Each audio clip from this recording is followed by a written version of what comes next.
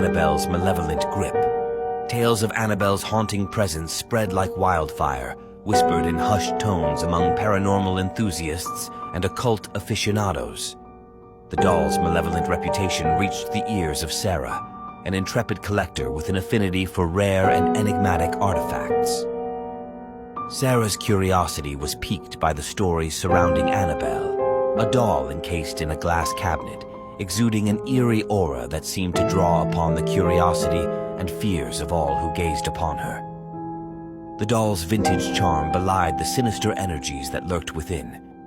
Upon acquiring the doll, Sarah sensed a shift in the energies within her home. Shadows danced in unnatural patterns, and the air crackled with a foreboding tension.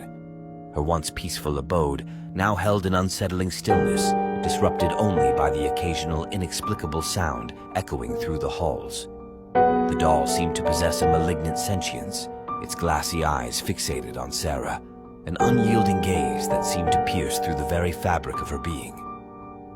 Sarah's unease grew with each passing day as Annabelle's presence loomed over her, a chilling reminder of the malevolent forces that lurked in the shadows.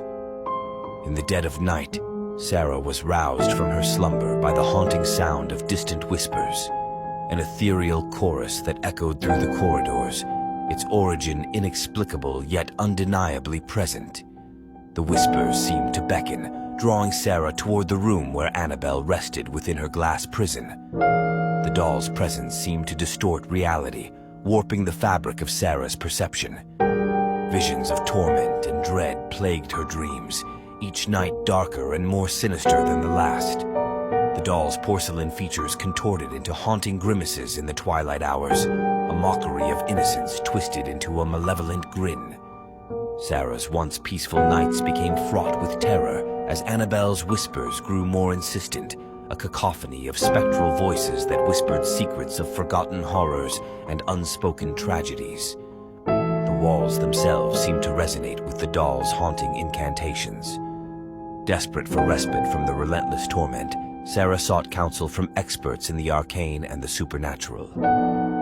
Paranormal investigators and renowned psychics descended upon her home, their presence an attempt to unravel the enigma surrounding Annabelle's malevolence.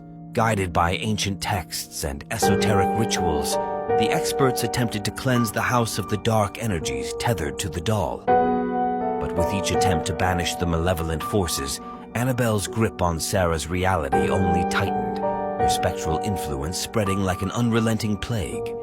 The doll's glass prison became a nexus of unexplained phenomena, a focal point where the veil between the mortal realm and the ethereal was inexplicably thin.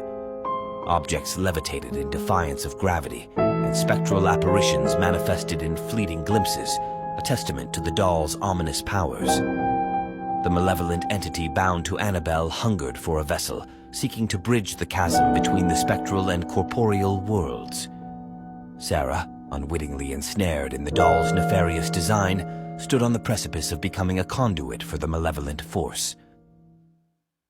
In a desperate bid to sever the cursed connection, Sarah sought the guidance of a renowned exorcist, a last resort in the harrowing battle against the malevolent entity. The exorcist, armed with age-old rites and spiritual fortitude, prepared to confront the dark forces that held Sarah captive. The night of the exorcism was shrouded in an eerie silence, broken only by the chanting of ancient incantations and the flickering of candlelight that danced in the dimly lit room.